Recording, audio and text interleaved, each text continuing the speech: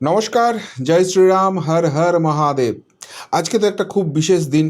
রাজ্য বাজেট হয়ে গেল এবং সেখানে একের পর এক যে ধামাকা ডাবল ইঞ্জিন সরকার দিল সেগুলোই হজম করতে একটু বেশ সময় লাগছিল। কিভাবে বলবো, পুরোটা কিভাবে গুছিয়ে নিয়ে আসবো, সেই সব ডেটা যখন অ্যানালিসিস করছি তখন একটা পয়েন্ট কিন্তু মন খচখচ করতে শুরু করে দিল। হিন্দু সনাতনীদের বিপুল ভোটে জেতা সরকার এটা কি করলো, এই প্রশ্ন যখন মনের মধ্যে কুড়ে কুড়ে খাচ্ছে তখন একটা সারপ্রাইজিং নিউজ চলে এলো এবং তারপর কোনটা নিয়ে বলবো আর কোন বিষয়টা ছাড়বো সেটাই ঠিক বুঝে উঠতে পারছি না। যে বিষয়টা সকলকে চমকে দিল সেটা হচ্ছে যে তৃণমূল কংগ্রেস, অল ইন্ডিয়া তৃণমূল কংগ্রেস, যে আঞ্চলিক দল এতদিন রাজ্য শাসন করে আসতো এবং যে দলে পিসিআর ভাইপো মমতার অভিষেক শেষ কথা ছিল, সেই দল থেকে অভিষেক ব্যানার্জিকে কার্যত লাথ মেরে তাড়িয়ে দেওয়া হলো। হ্যাঁ, আই রিপিট মাই ওয়ার্ড, লাথ মেরে কার্যত তাড়িয়ে দেওয়া হলো। আপনারা জানেন যে অনেক দিন আগেই ঋতব্রত বন্দ্যোপাধ্যায়ের নেতৃত্বে বিধানসভায় তৃণমূল কংগ্রেসের যে ব্লকটা আছে তারা আলাদা হয়ে গিয়েছিল। এরপর আমরা দেখলাম লোকসভায় একই কাণ্ড হচ্ছে, রাজ্যসভাতেও সম্ভাবনা তৈরি হয়েছিল, কিন্তু সেখানে অনেকে আবার রেজিগনেশন দিতে শুরু করে দিয়েছে। এর পরিস্থিতিতে অভিষেক বন্দ্যোপাধ্যায় দিল্লি উড়ে গিয়েছিলেন। সেখানে স্পিকার ওম বিড়লাকে বলে এসেছিলেন যে সাংসদরা আলাদা হয়ে যাচ্ছেন তাদেরকেই সাসপেন্ড করে দিতে, তাদেরকেই তাড়িয়ে দিতে এবং সেই জায়গা থেকে প্রয়োজনে সেখানে নতুন করে নির্বাচন হবে। তো খুব মাতব্বরি আমরা দেখছিলাম, অভিষেক ব্যানার্জিকে সিআইডি ইডি ডাকছিল, কিন্তু বোধহয় এই স্টেপটার জন্য কেউ তৈরি ছিল না। আজকে যখন বাজেট সেশন শেষ হয়েছে তারপরই খবর পেলাম যে কাতারে কাতারে তৃণমূল কংগ্রেসের যারা প্রাক্তন কাউন্সিলর আছে তারা কলকাতার একটা বিখ্যাত হোটেল, সেই একটা বেসরকারি হোটেল, সেখানে গিয়ে সব গ্যাদারিং হচ্ছে। অনেক অনেক কাউন্সিলর সেখানে এসছে এবং সেখানে একটা পোস্টার আছে, সেই পোস্টারটাও বেশ চমকে দেওয়ার মতো। সেখানে অল ইন্ডিয়া তৃণমূল কংগ্রেসের একটা স্পেশাল সেশন বলে ব্যানার লাগানো হয়েছে, যেখানে তৃণমূল কংগ্রেসের জোড়াফুল লোগো লাগানো রয়েছে, কিন্তু সেখানে কোথাও মমতা ব্যানার্জি বা অভিষেক ব্যানার্জির ছবি নেই। সেখানে ছবি রয়েছে রবীন্দ্রনাথ ঠাকুর, সেখানে ছবি রয়েছে ডক্টর বি আর আম্বেদকরের, সেখানে ছবি রয়েছে মহাত্মা গান্ধীর। এরা কবে তৃণমূল কংগ্রেস করেছিলেন আমার ঠিক জানা নেই, তো যাই হোক কোথাও একটা থেকে কিছু তাদের ভাবনা চিন্তা থেকে করেছেন। কিন্তু সেখানে যে সিদ্ধান্ত নেওয়া হলো সেটা একদম চমকে দেওয়ার মতো। কী সিদ্ধান্ত নেওয়া হলো? সেখানে একদম রেজলিউশন করে সই করে দেওয়া হলো যে এই তৃণমূল কংগ্রেসের সঙ্গে অভিষেক বন্দ্যোপাধ্যায়ের কোনো নাম ও নিশান থাকবে না, তাকে পার্টি থেকে সাসপেন্ড করে দেওয়া হলো। কোনো শোকজ ফোকজের ব্যাপার নয়, একদম পার্টি থেকে তাড়িয়ে দেওয়া হলো। এবার এই জায়গাটায় অনেকেই বলছেন যে যে ঋতব্রতর আন্ডারে এই একটা নতুন তৃণমূল করে এত কিছু সিদ্ধান্ত নেওয়া হলো সেটা কি টেকনিক্যালি টিকতে পারে? সেখানে তো ঋতব্রত আর সন্দীপনকে আগেই সাসপেন্ড করে দেওয়া হয়েছিল তৃণমূল কংগ্রেসের তরফ থেকে, সেই এখন বিধানসভায় এলওপি হয়ে গেছে, লিডার অফ অপোজিশন হয়ে গেছে এবং আজকে এরকম একটা বৈঠক করে এই সিদ্ধান্ত নিল।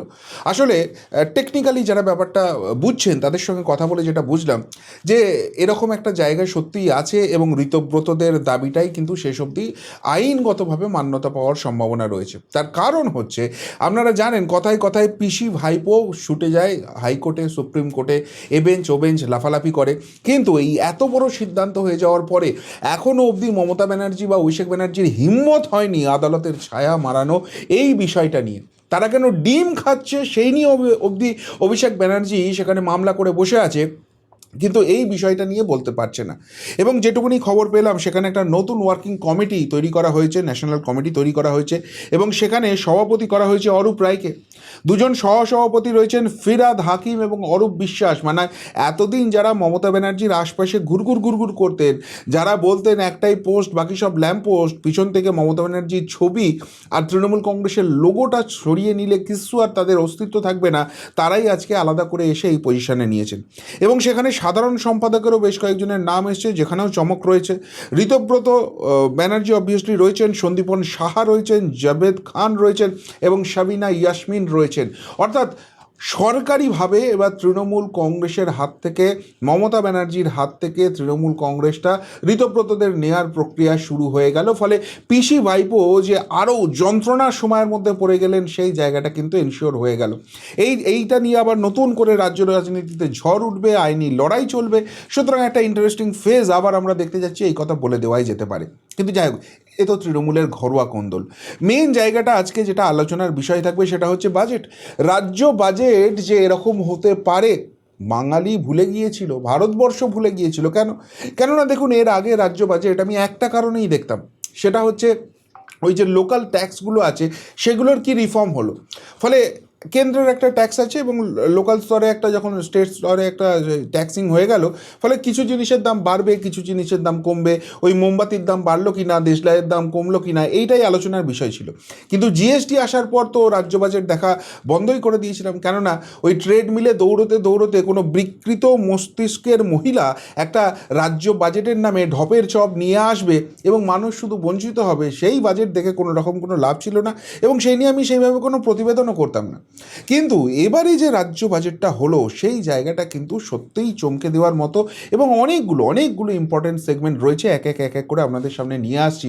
তাহলেই বুঝবেন গোটা রাজ্যের জন্য মাননীয় মুখ্যমন্ত্রী, মাননীয় অর্থমন্ত্রী কীভাবে ভাবনা চিন্তা করেছেন। কিন্তু সেখানে যে কথাটা বলে আমি প্রতিবেদন শুরু করেছিলাম, একটা পয়েন্ট থাকছে যেটা নিয়ে আমার প্রতিবাদ থাকবে এবং অনেকেই এটা নিয়ে খুব সম্ভবত প্রশ্ন তুলবে। যাই হোক, প্রথমেই যে জিনিসটা আমাদের খুব জানার দরকার ছিল যে এই মুহূর্তে রাজ্যের দেনাটা কত রয়েছে। মমতা ব্যানার্জি তো খেলা মেলা মোৎসবে পুরো রাজ্যটাকে মায়ের ভোগে পাঠিয়ে দিয়েছেন, কিন্তু কোনোদিন কত টাকা ঋণ নিয়েছেন সেটা স্বীকার করেননি। বারবার ছ্যাঁচড়ার মতো এই মমতা ব্যানার্জি বলে গেছে যে কেন্দ্র আমাদের কাছ থেকে এত টাকা কেটে নিয়ে চলে যাচ্ছে, কিন্তু একবারও সেটাকে জাস্টিফিকেশান দিয়ে বলেননি বা সেটার ক্ল্যারিফিকেশান দেননি যে ভাই আমি তো ধার করে আছি, তো ধার করলে তার তো ইন্টারেস্ট দিতেই হবে, সেটাই তো কেন্দ্র নিয়ে যাচ্ছে। যাই হোক, ওই ছ্যাঁচড়ামির বিষয়ে আর আলোচনা করে লাভ নেই। এই রাজ্য সরকার পরিষ্কারভাবে জানিয়ে দিল 8,15,891 কোটি টাকার দেনা এই রাজ্যটার রয়েছে। অর্থাৎ আমরা যেটা বারবারই বলতাম যে স্বাধীনতার পর থেকে 2011 অবধি বিভিন্ন যে সরকার, কখনো কংগ্রেস সরকার, কখনো যুক্তফ্রন্ট সরকার, কখনো বামফ্রন্টের সরকার, তারা যে রাজ্যটা চালিয়েছিলেন তারা প্রায় 2,06,000 কোটি টাকার কাছাকাছি দেনা করেছিলেন স্বাধীনতার পর থেকে, 1947 সাল থেকে 2011 সাল অবধি।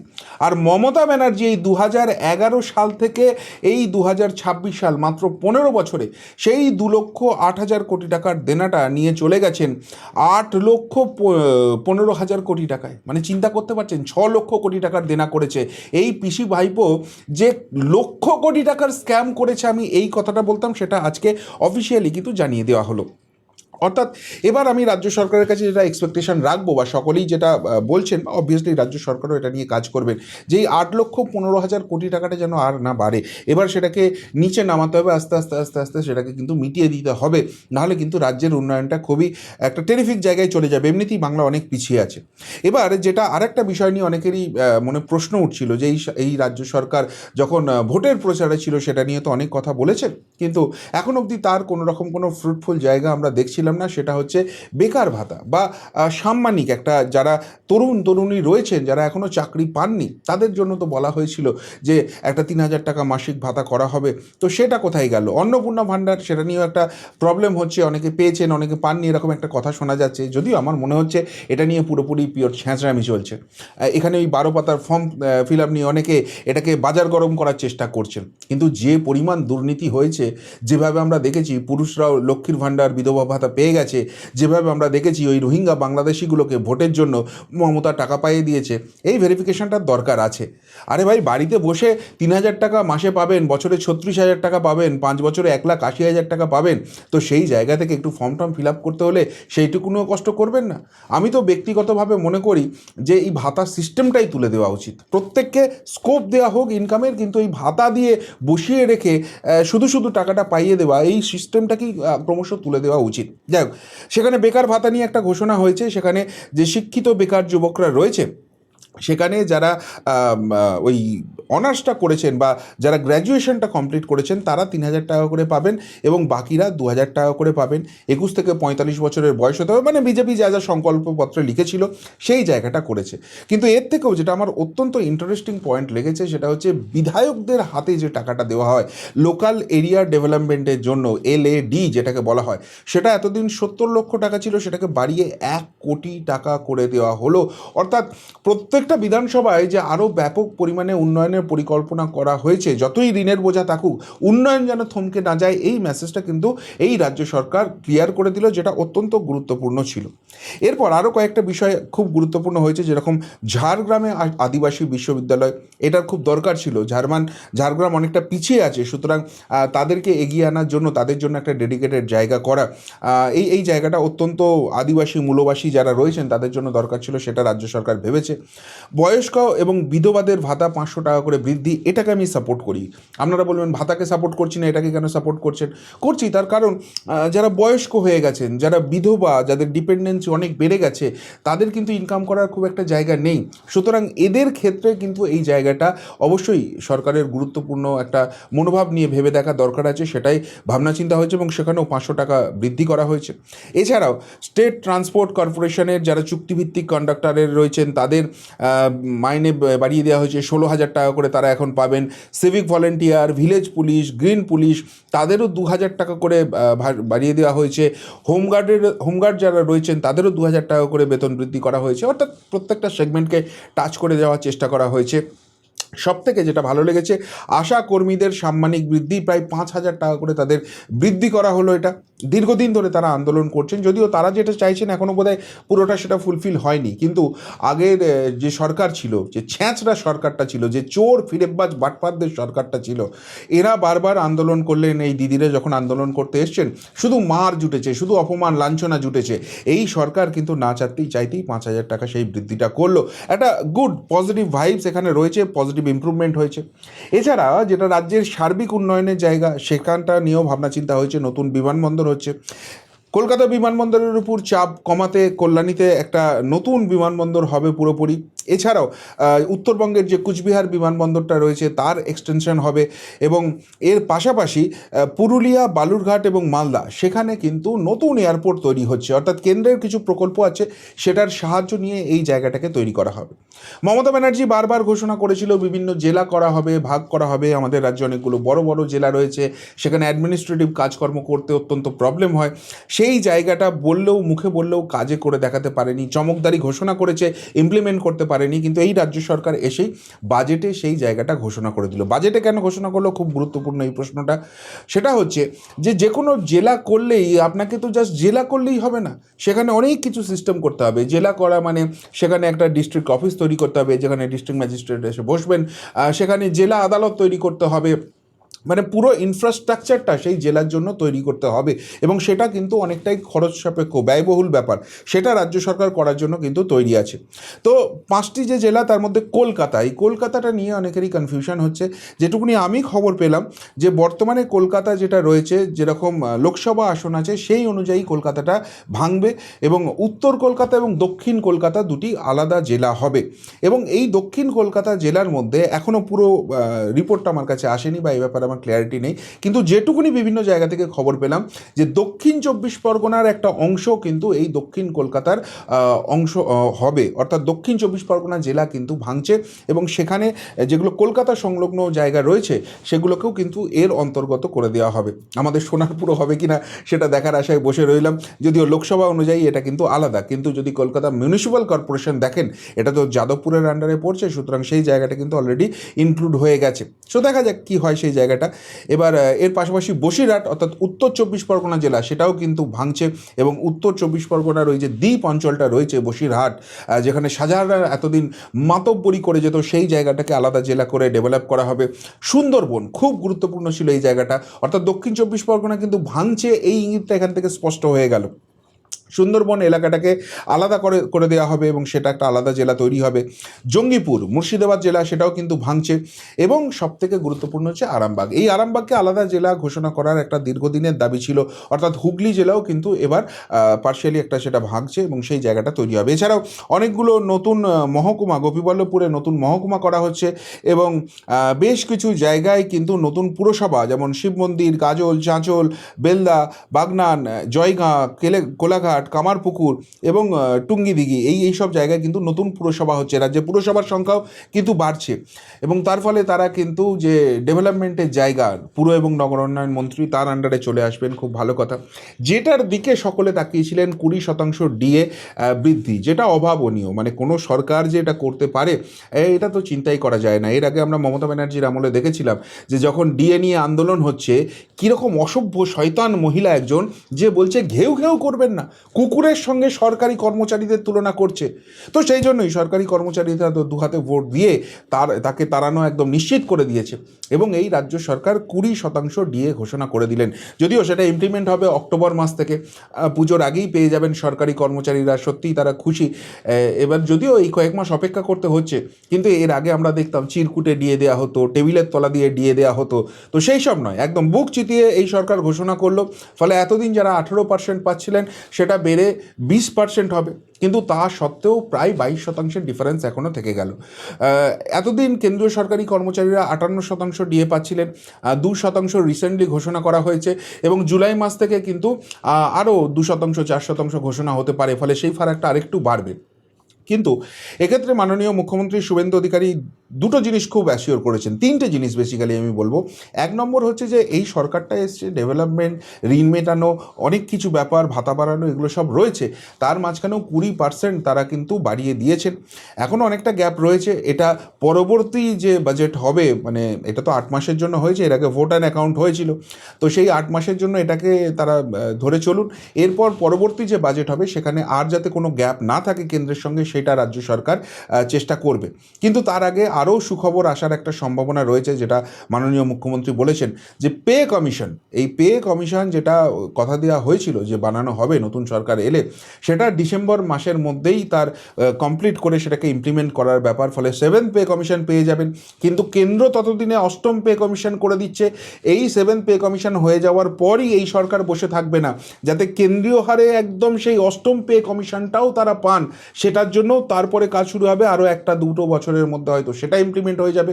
অর্থাৎ নতুন সরকার সবে এসে কাজ করতে শুরু করেছেন, কিন্তু আগামী দিনে 2-3 বছরের মধ্যে কেন্দ্রীয় সরকারি কর্মচারীদের সঙ্গে রাজ্য সরকারি কর্মচারীদের যাতে কোনো রকম কোনো গ্যাপ না থাকে, ডিফারেন্স না থাকে, সেই জায়গাটা এনশিওর করার চেষ্টা করছেন। অর্থাৎ মমতা ব্যানার্জির মতো এই সরকার অন্তত বলবে না যে কেন্দ্রীয় হারে বেতন চাইলে কেন্দ্রে চলে যান, সেই কথা অন্তত শুনতে হবে না, এই জায়গাটা পেয়ে গেছেন। কিন্তু এর থেকেও যেটা আমার ব্যক্তিগতভাবে মনে হয়েছে অত্যন্ত গুরুত্বপূর্ণ, সেটা হচ্ছে 1 লক্ষ শূন্য পদে নিয়োগ। দীর্ঘদিন পশ্চিমবঙ্গবাসী ভুলে গিয়েছিল, আমাদের দুর্দান্ত ব্রিলিয়ান্ট ভাই বোনগুলো ভুলে গিয়েছিল যে এই রাজ্যের নিয়োগটা কাকে বলে। সেই নিয়োগ প্রক্রিয়া শুরু হচ্ছে এবং সেখানে এনশিওর করে দেওয়া হয়েছে 20,000 পুলিশের রিক্রুটমেন্ট হবে, 50,000 শিক্ষক নিয়োগ হবে এবং বাকি অন্যান্য যে সরকারি দপ্তরে ফাঁকা পদগুলো রয়েছে সেখানে বাকি 30,000 মতো রিক্রুট হবে। এবং এখানে সবথেকে যেটা সুখবর বলা হচ্ছে সেটা হচ্ছে মহিলাদের জন্য 33% সংরক্ষণ থাকবে। অর্থাৎ যেটা সংকল্পপত্রে বলা হয়েছিল যে মহিলাদের জন্য আলাদা করে ভাবনা চিন্তা করা হবে, এখানে সত্যিই নারী শক্তির জয়ের কথা, নারীদের সশক্তিকরণের কথা যেটা রাজ্য সরকার ভাবছে, সেই জায়গাটাই কিন্তু এনশিওর করা হচ্ছে। এবং আর একটা খুব গুরুত্বপূর্ণ সেগমেন্ট, সেটা হচ্ছে উত্তরবঙ্গ। দীর্ঘদিন ধরে এই উত্তরবঙ্গ যে পশ্চিমবঙ্গের অংশ, এটা এখানে শাসন চালানোর সব লোকজনগুলো ভুলে গিয়েছিল। ফলে এই উত্তরবঙ্গবাসীর দীর্ঘদিনের ক্ষোভ পুঞ্জীভূত হয়েছে।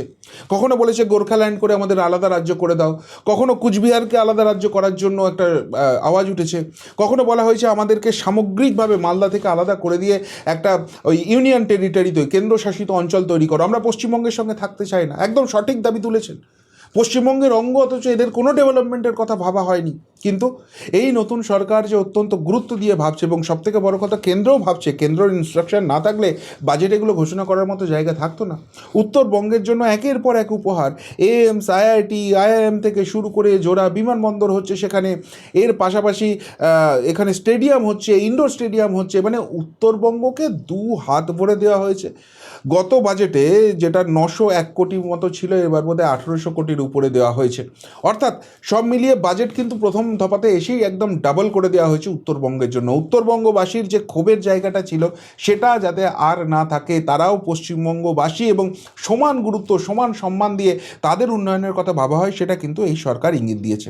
এবার একদম শেষ স্লাইডে এসে আপনাদের দেখাবো যেটা বলছিলাম যে আমার মনের মধ্যে একটা বিষয় নিয়ে খুব প্রশ্ন খচখচ করছে, সেটা এই স্লাইডটা থেকে কন্টিনিউ করলে আপনারা বুঝতে পেরে যাবেন। টোটাল যে এবারে বাজেট, রাজ্য বাজেট করা হয়েছে সেটা 4 লক্ষ কোটি টাকার বাজেট করা হয়েছে এবং আমি কোন কোন ডিপার্টমেন্টে কী কী অ্যালোকেট করা হয়েছে সেটার একটা মোটামুটি তালিকা বাড়িয়েছি, একটু বড় তালিকা, কিন্তু মোটামুটি 300 কোটি 350 কোটির উপর অ্যালট হয়েছে যে খাতে, সেইগুলো নিয়ে এসেছি। এর বাইরেও আরও 10-12টা খাত রয়েছে।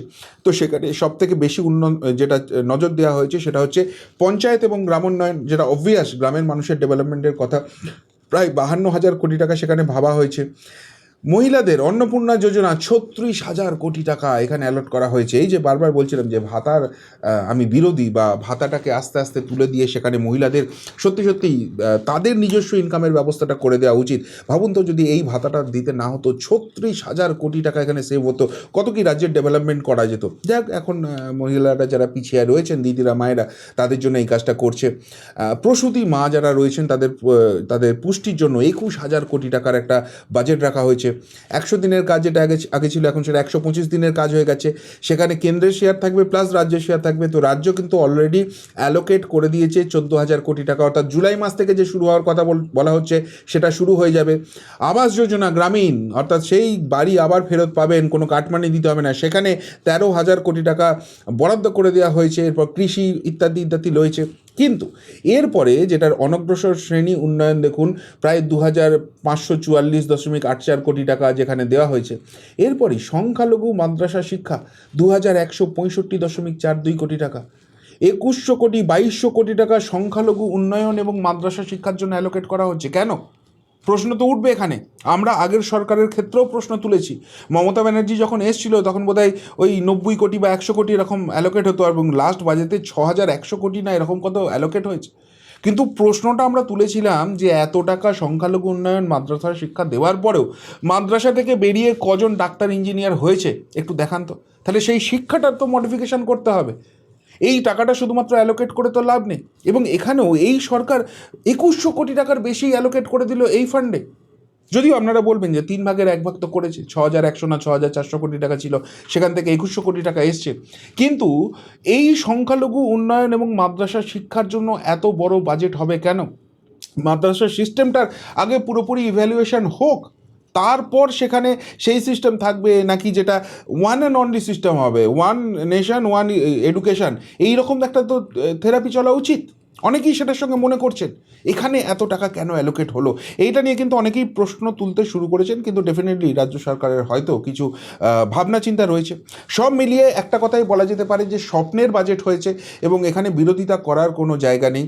এবং অনেক ভাবনা চিন্তা করে আমলা যারা রয়েছেন তাদের মতামত নিয়ে এই বাজেট তৈরি করা হয়েছে। ট্রেডমিলে দৌড়তে দৌড়তে পাগলামির কোনো এখানে রূপরেখা দেখা যায়নি। অনেক ভাবনা চিন্তা রয়েছে, এবং সবথেকে যেটা গুরুত্বপূর্ণ, রাজ্যের ডেভেলপমেন্ট, এই জায়গাটাকে সবথেকে গুরুত্ব দেওয়া হয়েছে। অর্থাৎ এই রাজ্যটাকে যদি আমরা সত্যি ডেভেলপ করতে পারি, আগামী দিনে শিল্প খাতে আরও বেশি ইনভেস্টমেন্ট আসবে, এবং যত বেশি শিল্প স্থাপন হবে রাজ্য সরকারের রেভিনিউ তত বৃদ্ধি পাবে, এবং রাজ্যের যে ঋণের পরিমাণটা আছে সেইটাকে ওই রেভিনিউ থেকে কমাতে হবে। এই যে ভাবনা চিন্তাটা রাজ্য সরকার শুরু করেছে, একটা পজিটিভ নোট, পজিটিভ ভাইবে এটা পুরো জিনিসটা শুরু হয়েছে। ফলে সব মিলিয়ে যদি জিজ্ঞেস করেন যে এই বাজেট আউট অফ 10 কত হবে, আমার মতে প্রথম বাজেট হয়েছে, এবং আউট অফ 10 ডেফিনেটলি 8 পয়েন্ট তো পাবেই। কেউ 8 দিতে পারেন, কেউ 8.5 দিতে পারেন। হ্যাঁ, একটাই যেটা খিচখিচ করছে জায়গাটা, সেটা হচ্ছে আবারও বলছি, ওই সংখ্যালঘু উন্নয়ন এবং মাদ্রাসা শিক্ষায় এত বড় অ্যালোকেশন কেন হলো।